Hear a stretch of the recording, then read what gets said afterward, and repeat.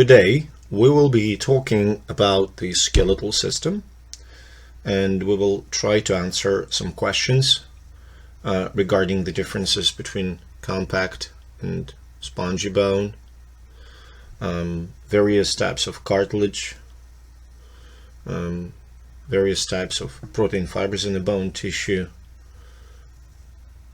how bone mineral density changes when we get older, different types of joints, different types of bone classification, and some bones found in different parts of the skeleton and some fractures.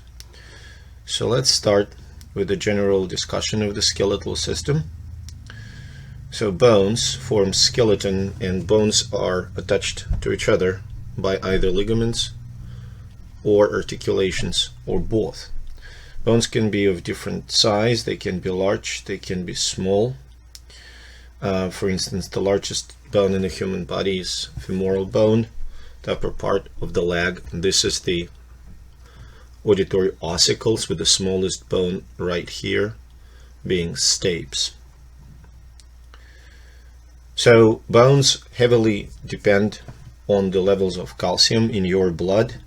If calcium levels in your blood decrease, that will lead to the deterioration of the bone, because bone will have to release calcium into the bloodstream, and that may lead to fractures because bone becomes brittle. Bone plays an important role in the generation of blood by the red bone marrow. And last thing to mention is that skeletal muscle exercise increases the bone density, and exercise is essential for maintaining the health of the bone. So there are two types of bones in the human body. Compact bone type of tissue is the compact and spongy bone. So compact bone is hard and resilient, while spongy bone makes our bones lighter a little bit. So here you can see a structure of a typical long bone. In this example, it's a humerus bone of the upper arm. You can see that humerus has a proximal and a distal epiphysis, and there's a middle part here that is called diaphysis. So compact bone is forming the outside layer of a bone, while the spongy bone can be found in both epiphyses. In the center of the long bone is the medullary cavity. You can see the cavity right here, where there are blood vessels and nerves. In the spongy bone here, you're going to find red bone marrow, and this line represents an epiphyseal line, the remnant of the growth plate that is responsible for the growth of the bone. Now this here is the articular cartilage. Specifically, this one is found in the elbow joint. So this articular cartilage, which is essentially a hyaline cartilage, is formed by the cells called chondrocytes. They produce matrix of the cartilage that is different between different types, elastic, hyaline, or fibrocartilage. So in this picture you can see where you can find different types of cartilage in the skeleton. The red marks the most resilient fibrocartilage found in the pubic symphysis and between the discs, between the vertebrae, intervertebral discs. The green cartilage here marks elastic cartilage, which is found in the ear, and it's not shown here, but it's also found in the epiglottis, right about here in the larynx. And all purples are hyaline cartilage. Fibrocartilage is the most mechanically resilient. It is very resilient to pressure. You can see that it's in the menisci of the knee. All locations where there is a significant vertical pressure will have some kind of fibrocartilage. Elastic cartilage, as you can tell from the name, is elastic, flexible. So this is a micrograph, a light micrograph of a compact bone. And you can see that compact bone consists of multiple what is called osteons. In each osteon you can see concentric layers that are called lamellae. Those are just a couple of lamellae. Between the lamellae are empty pockets that contain bone cells called osteocytes. These pockets are called lacunae. Okay, so compact bone is composed of a long cylindrical structures called osteons, and lamellae in each osteon. They resemble the ring, as they say. So if you want to label an osteon, we just got this one or this one. Central canal in the center of the osteon, this or this, contains blood vessels and nerves. Now, bone cells, as we mentioned, are located in small chambers called lacunae. Okay. And osteocytes are connected to each other by tiny little projections. You can kind of see those very, very thin projections here or here. These projections are called canaliculi. So these canaliculi provide a path for nutrients and ions and oxygen to maintain the livelihood of the bone cells. Now this is the micrograph of the cancellous or spongy or trabecular bone. All those terms are correct. Now this is a cross section right here. Let's scroll it down a bit.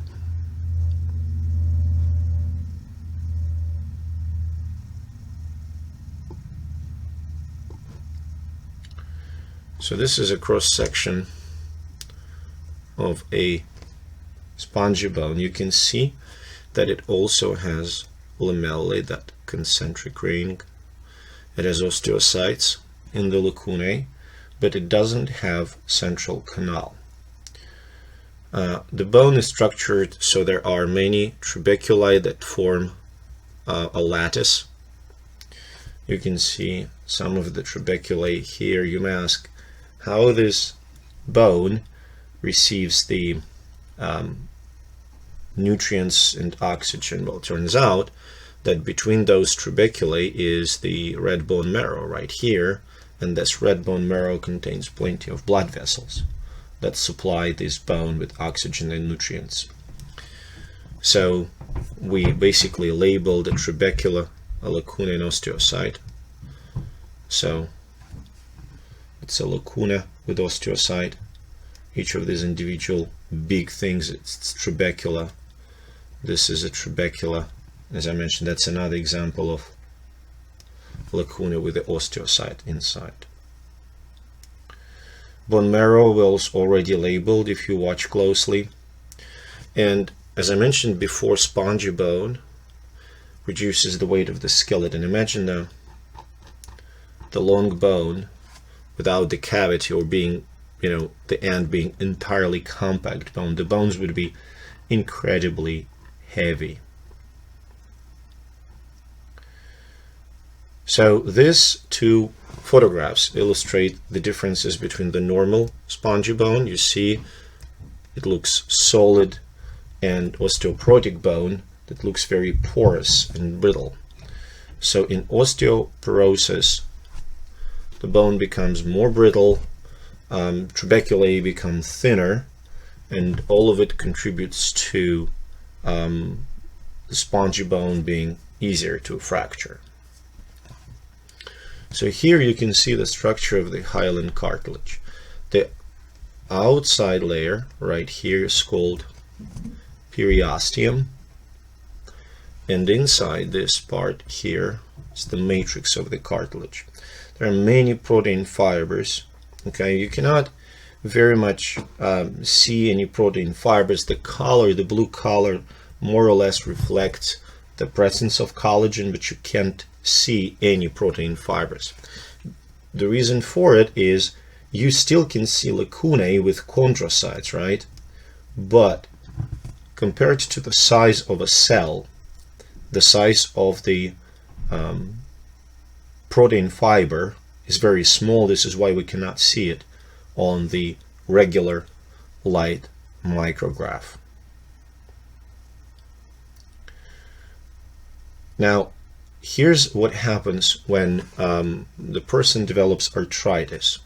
So in this image, you can see a normal joint, a section, frontal section or coronal section of a hip joint. So you can see the head of the femur, the acetabulum of the hip, that depression, and thin white layer right here is the articular cartilage.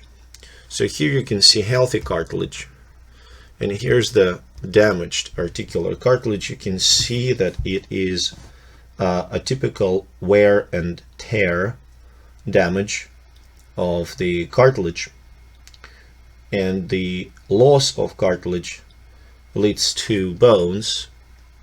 That's a bone surface, bones rubbing against each other. So here, for instance, if in case of a hip the person develops osteoarthritis, which is the age-related disease, the deterioration of the articular cartilage in the joint, well, let me make it a little bit thinner, and so deterioration of the cartilage right here and right here will lead to hip bone and femoral bone to rub against each other, leading to damage to the bone, inflammation in the joint, essentially arthritis. So bones, if they start to grind against each other in the exemplary hip joint, will start damaging each other, will become inflamed, and eventually, due to the formation of a scar tissue,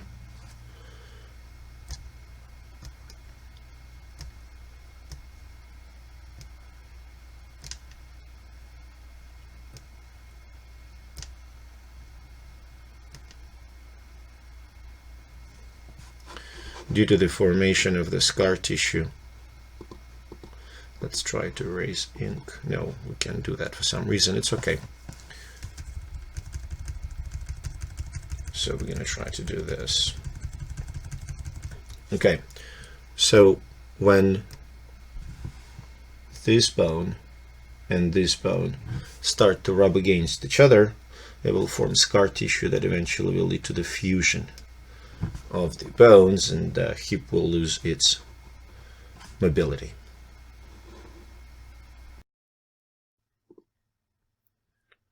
So let's talk about what is the disadvantage of a cartilage not having supply of blood vessels and nerves. And that is true, because if that would have blood vessels and nerves, it would be particularly sensitive to any damage coming from the shock or pressure. Well, the downside of it, if you can imagine, is that cartilage healing process is incredibly slow.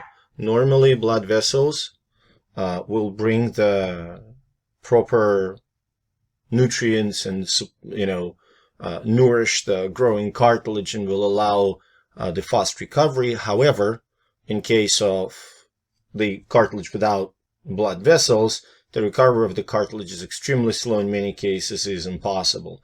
And nerves, lack of nerves, doesn't allow your body to feel when the cartilage is about to collapse, about to be injured.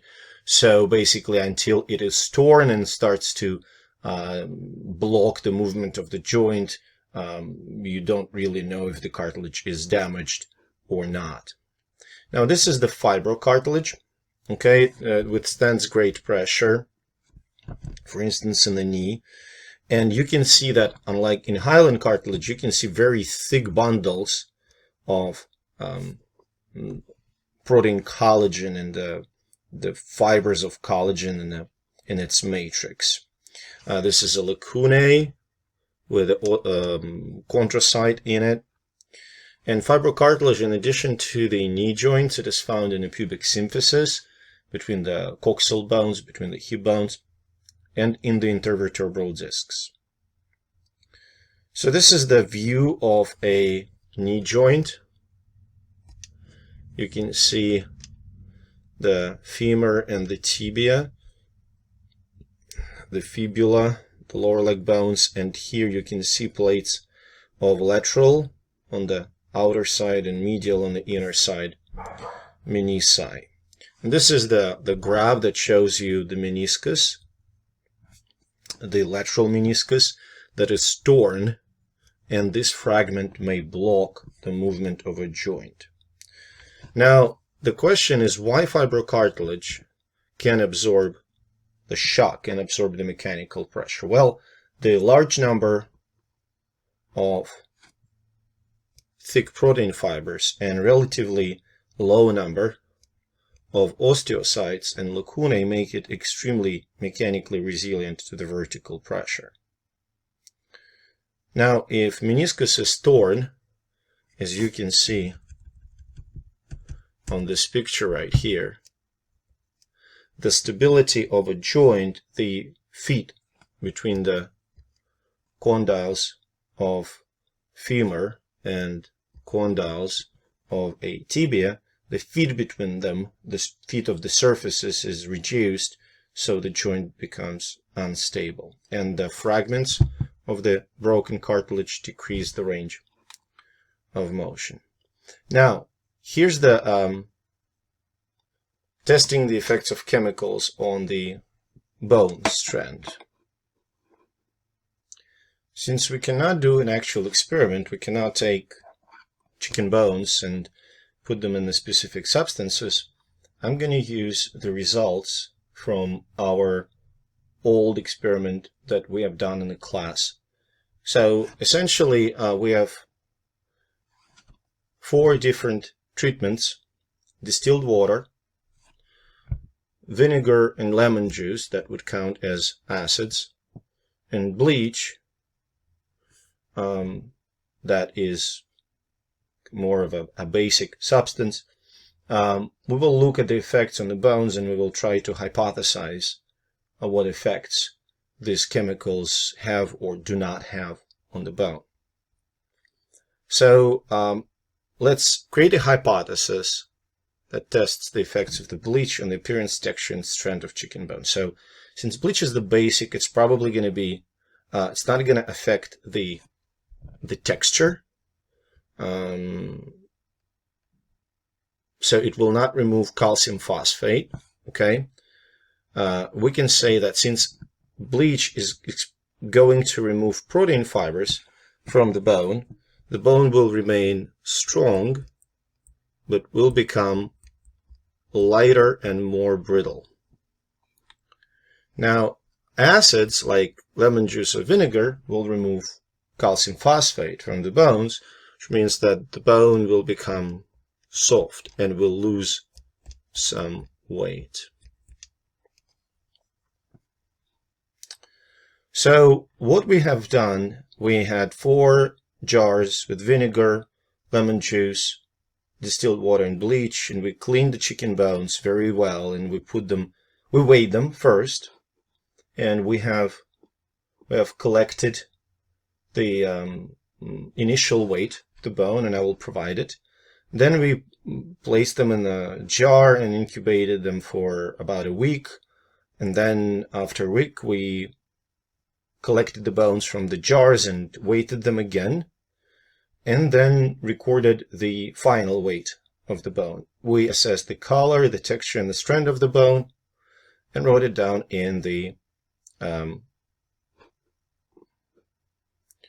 in this table. So I will try to do it, and we'll provide you with some information on what color was before and after. So it was gray before, and color was gray after. Texture initially was smooth, and it was smooth after. That's all for distilled water. And the strand was strong, hard to bend before, and it was strong after. Now, in terms of the vinegar, initial observations were basically the same: gray, smooth, and strong. Okay. And when we say strand, it also means, so doesn't change much in terms of the appearance. It became weak and flexible. So obviously the initial observations were virtually the same for all treatments. And just in case, the lemon juice, the only thing that changed dramatically, just in case with the vinegar, with lemon juice, the only thing that changed dramatically is the strength of the bone.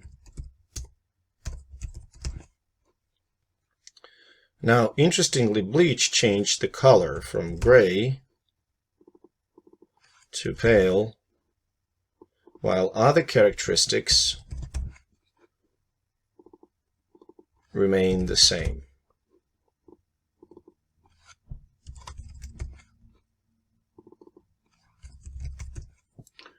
Now, initial weight of the bones was, in the grams, 22 grams for water, 32 grams for vinegar, 29.4 grams for lemon juice, and 18.05 grams for the bleach. Now the final weight is 20.77, so some of the, probably some blood, some stuff from the bone got dissolved. 31.18 for vinegar, 25.6 for lemon juice, and 14.15 for bleach.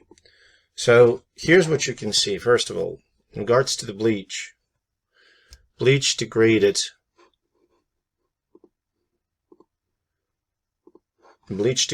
organic molecules. It degraded protein fibers. And you can see that this difference in weight and difference in color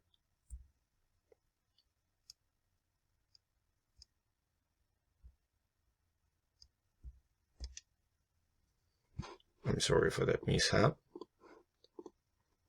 That difference in weight and difference in color, okay, gray versus pale right here, comes from the fact that the mass changed, and that means that protein fibers were diluted. Now look at this, the strength of the bone remained the same. So protein fibers, they essentially do not provide the strength so much, but they provide most of the actual dry mass of a bone. Now calcium phosphate, on the other hand, right here, in case of vinegar and lemon juice, they dissolved calcium phosphate. And although the percentage of calcium phosphate was not particularly huge, bones became weak and flexible. You can see it here.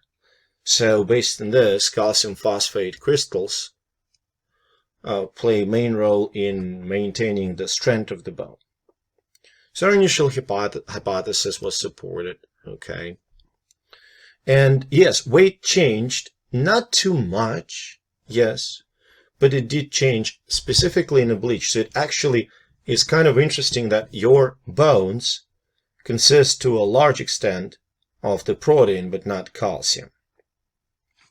Potential sources of error could be scaling, the fact that we did not have a lot of repeated experiments, so we could measure, we could scale, we could measure we could weigh the bones more frequently. Do like 3-4 scalings and then 3-4 weighing procedures and then average them and do this experiment several times. Now our next conversation will be about the general anatomy of the human skeleton. We have 206 bones. So here you can see few big parts. So skull, vertebral column, thoracic cage, they form what's called an axial skeleton, while upper limbs, pectoral girdle, lower limbs, and pelvic girdle, they make appendicular skeleton. There are 4 main types of the bone based on the shape: a flat bone, like a bone in the skull. The cranial bones here are the example of flat bones. They're flat, often curved. Long bone is cylindrical, for instance. Tibia or femoral bone are long bones. Short bones are cube-shaped, like bones in the wrist. And finally, irregular bones, they do not fit in any of these categories, so your vertebrae or your coxal bones are examples of the irregular bones. So bones, when they articulate with each other, they connect to each other, they form joints. If the joint is freely movable, it's called synovial joint. They have fluid-filled joint, essentially. And if the joint is, so the example of a synovial joint will be, for instance, elbow.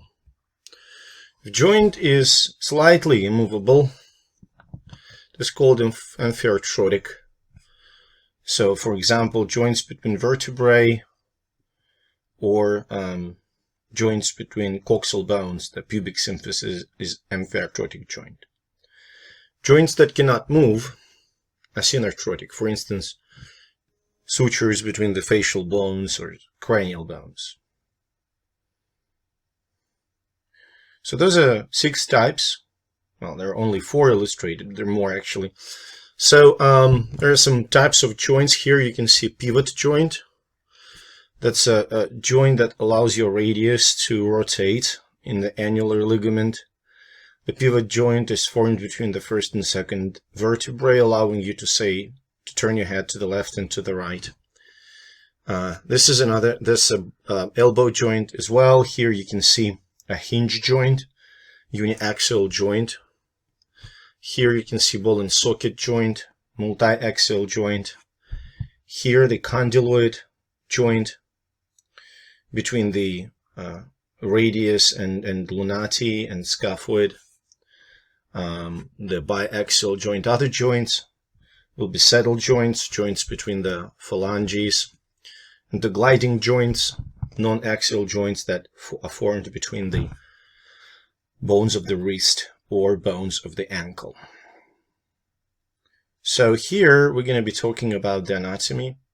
The skeleton, you can see the main bones in the cranium, frontal, parietal, occipital, and temporal bones. Complex sphenoid bone. Mandible and maxilla are jaws. Here in the frontal view, anterior view, you can see zygomatic bone, a nasal bone, really tiny lacrimal bone that is almost impossible to spot.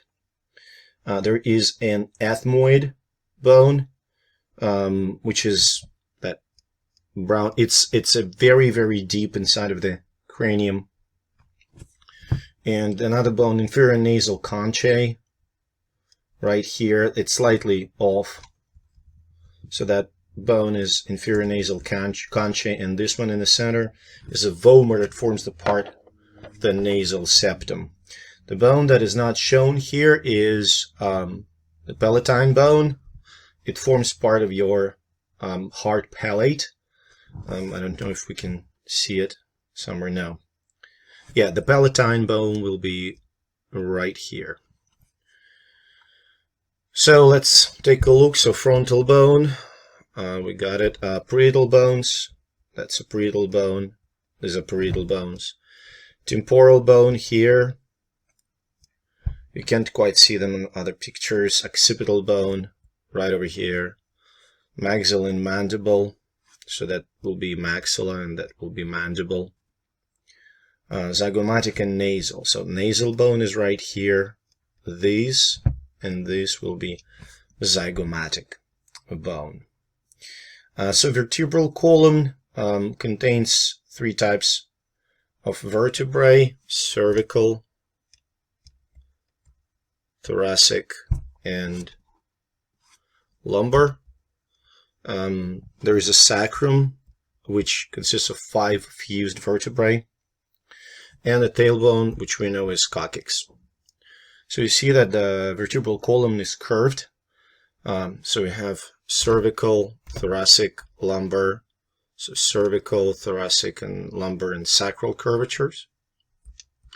These curvatures allow for good amortization of the body weight. Now these are different types of vertebrae. So you see the cervical vertebrae has a triangular vertebral foramen. It has very distinct transverse foramina, so openings. Don't pay too much attention. The legends are completely off. Okay. The vertebral arch is right here. Spinous process is bifid with these 2 horns. Body is fairly small because it doesn't have to support a lot of weight. Now if you look at the thoracic vertebrae, body becomes bigger. Vertebral foramen is circular, very well defined articular processes, and the spinous process. Spinous process in the thoracic vertebrae right here. You can see that it faces downward. And this is the lumbar vertebrae with a massive body, again triangular vertebral foramen, and the spinous process, it's almost horizontal. So to identify on this image, sacrum will be this. Coccyx is supposed to be here, but it can be poorly identified. Cervical vertebrae, thoracic vertebrae, and lumbar vertebrae. A rib cage here, you can see there are 12 ribs here. Okay, 12 ribs. Yes, men and women have the same number of ribs. First 7 ones are called true ribs, also known as vertebrosternal. That's a sternum here in the center. 8, 9, and 10 are false vertebrochondral because they are connected to the cartilage. And 11 and 12 right here are also false ribs. They called floating ribs. They are attached only to the vertebrae. Now this the sternum right here consists of 3 parts: the manubrium, upper part, the body of the sternum, the xiphoid process at the bottom. Now if you would look at the image, you'll see that xiphoid process is shown in blue. It until the age of 40, it consists of cartilage and it is ossified, so it's replaced with the bone tissue right about the age of 40. So in this, let's identify the true ribs.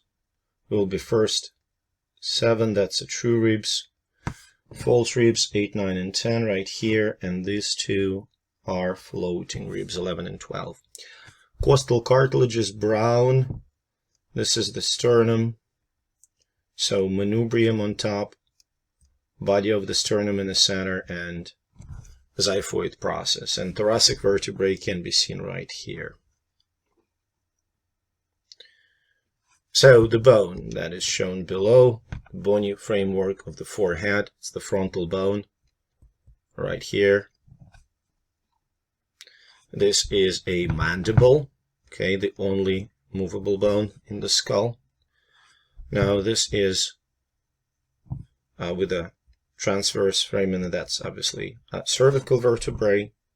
This is thoracic vertebrae, and this is lumbar vertebrae, and vertebrae are irregular bones.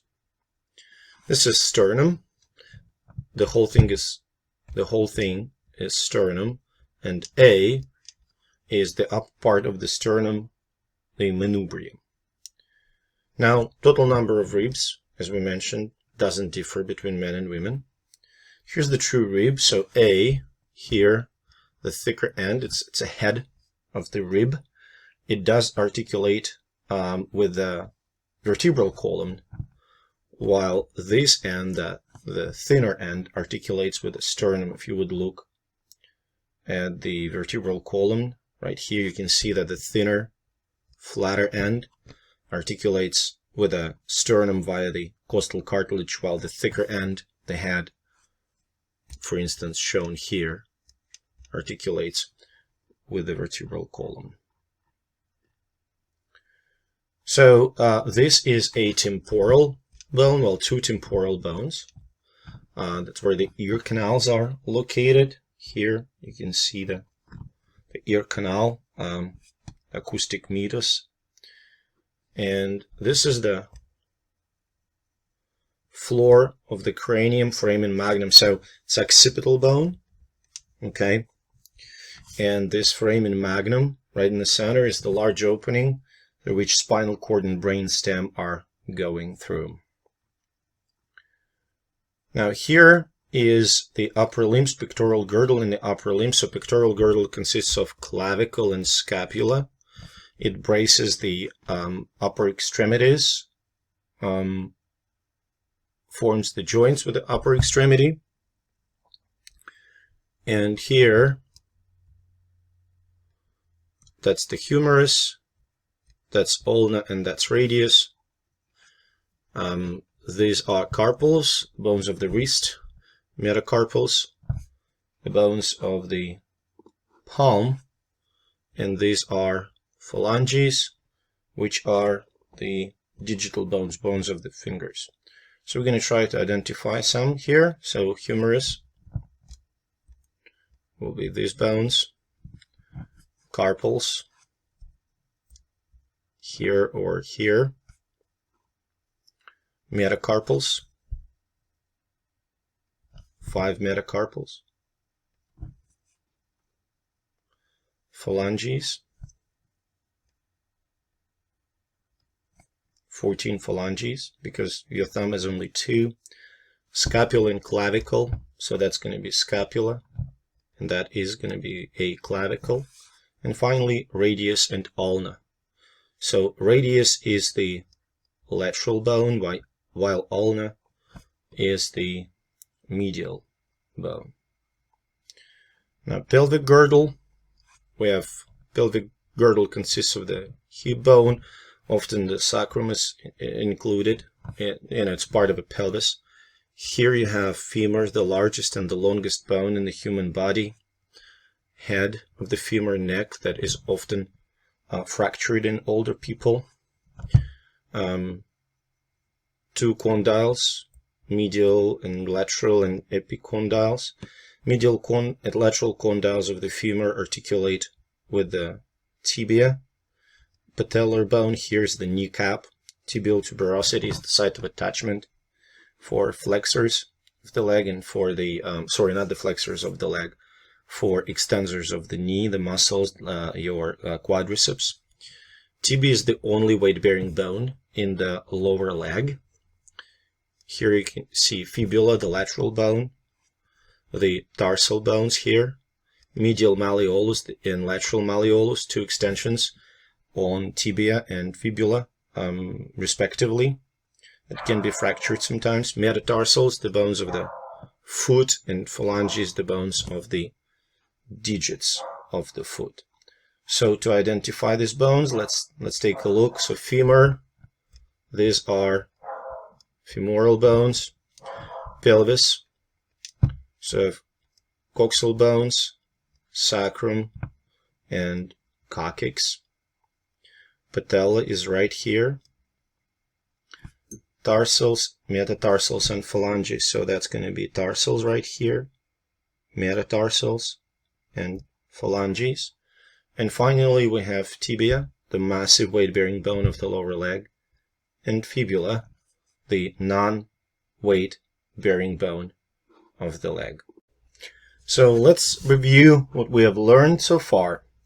So this is a knee joint, and it's a lateral view, meaning that it's from the side.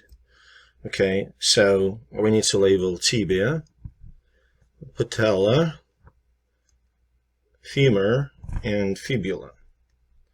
Now, right or left knee, since this is a front, fibula is closer to us, and this is the lateral view from the side, and therefore it's a left knee.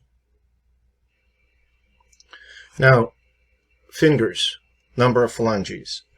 All fingers except the thumb contain 3 phalanges, while thumb contains only 2, proximal and distal. Now, glenoid cavity here. Now, the question that we are facing, whether this scapula originate from left to right side of the body. So this is the shoulder, so the arm will be here, and this is the anterior aspect of the scapula. So therefore, when you're looking at it from the patient's side, so this will be like, neck will be somewhere here, okay, and that's the body, and that's the hand. So therefore, it's the left side of the body. Head of the humerus is right here, and this one is the clavicle that articulates with the scapula and with the manubrium. So that's the acromial end of the clavicle, and that's the sternal end of the clavicle. Radius, and ulna. Ulna can be easily recognized by that olecranon process that articulates with olecranon fossa. Male and female pelvis. So this is male pelvis. See the more acute pelvic angle. Female pelvis is wider. Pelvic angle is more obtuse. It is wider and kind of deeper to the sacrum, is bending backwards more to give a space for childbearing. Now this is the acetabulum on male and female pelvis, is the heat sockets, and pubic symphysis is right here on male and female pelvis. So this is the femur, a head of the femur, a neck of the femur, and since this is the anterior view of the femur, so that's going to be pelvis, okay, that's going to be a leg, that's going to be body, and that's anterior view, therefore it's the right femur. That's tibia and fibula, and here's the medial malleolus that you can find as a bulge in your internal medial side of an ankle. Tarsals are short bones because they kind of cube shaped. Now some fractures. So here you can see the open, the compound fracture when the bone penetrates the skin, the closed fracture here. This fracture of a radius, bone doesn't penetrate the skin. Incomplete or green stick fracture, very common in kids. When bone is not fractured all the way through. Simple fracture is then when there are no small pieces. So here you can see a simple fracture. Interestingly, it's going to be simple compound or simple open fracture, and that's the comminuted fracture with multiple fragments. Bone is basically shattered. Okay. The treatment for the fracture is the reduction. Okay, closed reduction is when no surgery is required. Open reduction is when surgical realignment is needed. So here you can see the fracture of the humerus. The fracture is comminuted, multiple shattered pieces of the bone. You will probably need an open reduction because of those shattered pieces that have to be realigned and properly connected by various, pins. So these are two bones. That's a radius that is fractured, only is intact. Okay. This is a green stick, incomplete fracture. You can see that it's not fractured all the way through. Okay, probably can't see it's not. Now this bones of who? Child or elderly individual? Probably a child, because an elderly individual, the fracture would be complete, while incomplete fracture is a more characteristic for a child. Now, this bone that is fractured, it's a simple fracture, okay? It's the 5th metacarpal. We're going to skip this box and we're going to jump to the review questions. So, compact bone, spongy bone, hyaline cartilage. Similarities, they pretty hard. They all form skeleton. They all have matrix and cells that are trapped inside of the matrix, inside of the lacunae, osteocytes in case of the cartilage, and not osteocytes, sorry, chondrocytes in case of the cartilage, and osteocytes in case of a bone. Compact bone, spongy bone, and hyaline cartilage found in the humerus. It's going to be an epiphysis. So you have compact bone on the outside, spongy bone inside, and hyaline cartilage as articular cartilage. So arms to axial skeleton are connected by pectoral girdle, and the pelvic girdle connects the legs to the axial skeleton. So pelvic girdle, it's coxal bones and sacrum, while pectoral girdle are scapulae and clavicles. So here you can see an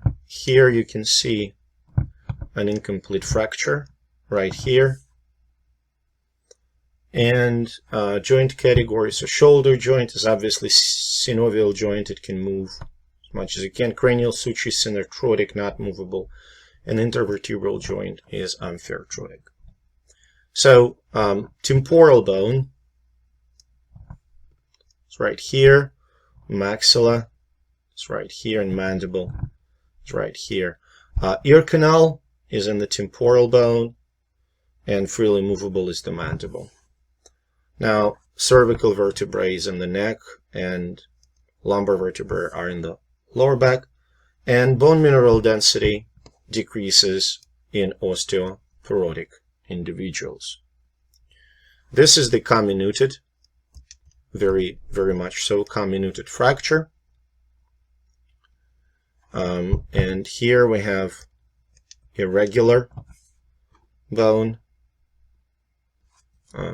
short bones, flat bone, that's a frontal bone, and the long bone, which is a femur.